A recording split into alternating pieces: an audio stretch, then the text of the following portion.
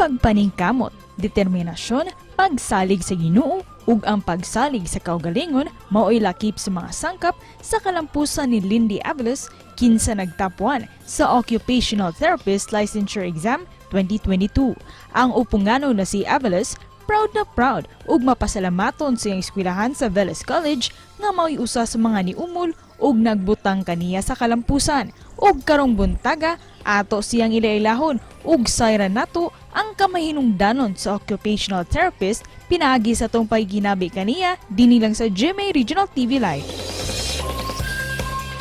Karong buntaga atong mahinabi ang Cebuana nga nanghawd sa Occupational Therapist Licensure Exam 2022.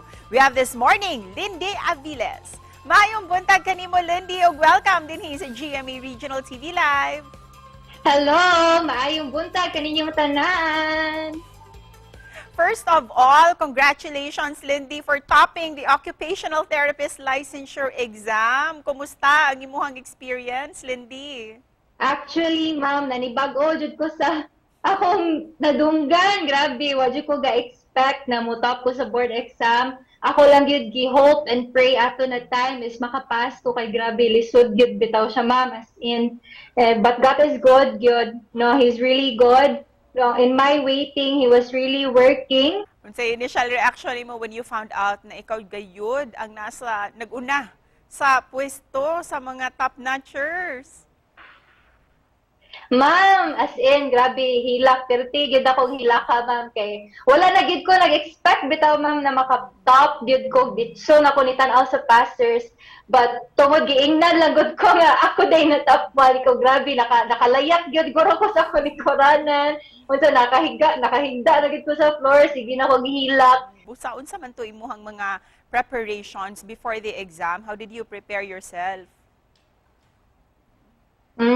Okay. Right after ning graduate ko, I immediately enrolled sa review center. It was a battle between self-doubt yun and my anxiety, pero at the end of the day, ang importante lang yun nakalampos ko, nako'y nabuhat, nako'y na-study. So, maskin ka ng gamay nga achievements man lang, ako siya i-celebrate para at least ma-motivate man ko up until the day of board exam. Kining pagpili nimo sa kursong occupational therapy, unsay nakapaaghat nimo nga kani imuhang gustong kuhaon gayud when you reach college?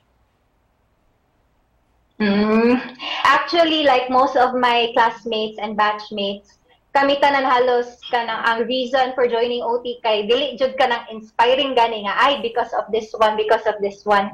Meron gid siya kanang ay sige kay na may OT ka na i-try na lang nato. Meron siya gigana, meron gahog nga nag experiment noon me, pero as years went by, we grew to love the profession yun. Like, grabe, as in, karon ra ko naka-feel aning sense of fulfillment, no, makita sa among mga clients. And with that, how do you feel nga inyuhang eskwelahan mo'y usagayod sa mga maayong i-produce ug mga top-notchers? I am very happy yun na finally I brought honor to the school by taking home the crown, and also, of course, it's not only my victory, it's also because of them, no? Sila man gyud nag-push gyud nako no nga maskin everyday ato sa exams before magsige kog kahagbong hala kaya pa ba ni nako, pero sila gyud nag-push nako na okay ra na, that's just one of your milestones, no, mga stepping stones ra na towards you becoming the OT, the best OT that you can be. O karon hisgutan ta ang imuhang mga plano in the future, Lindy. Do you plan ba to proceed to medicine or trabaho ba diretso? Sa imuhang gusto buhaton? Actually, ma'am, no, right now, wala sa kayo na ako gi-pressure ako self. Kay I just really want to savor good the moment, no, kay grabe ang giagian. Wala gyud mi pahuway gyud. After graduate, so na may review. So, right now, ganahan lang sa ako i-savor ang moment, no, this December, no, celebrate it with myself, with my family.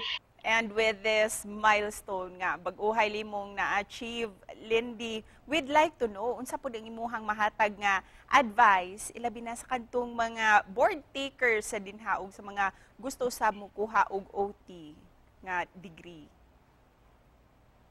Alright. Okay, so sa mga future board takers, no, sa kamo mga nag-eskwela pa, ako lang yun maingon, is to never stop believing in yourself and do not lose hope that someday maabot pod ninyo inyong mga pangandoy sa kinabuhi, okay? Ako dili man gyud ko smart, dili gyud ko ingon na genius, pero because of my hard work and determination, awa ni pay off ra gyud tanan. So see, nothing beats passion gyud, determination, perseverance, and hard work. As in, kung if you encounter struggles along the way, that's okay. No, stand up lang gihapon tano kay those mistakes mo jud ay makatabang nato nga to be the best version of ourselves. Thank you for that much needed motivation, Lindy. And once again, congratulations!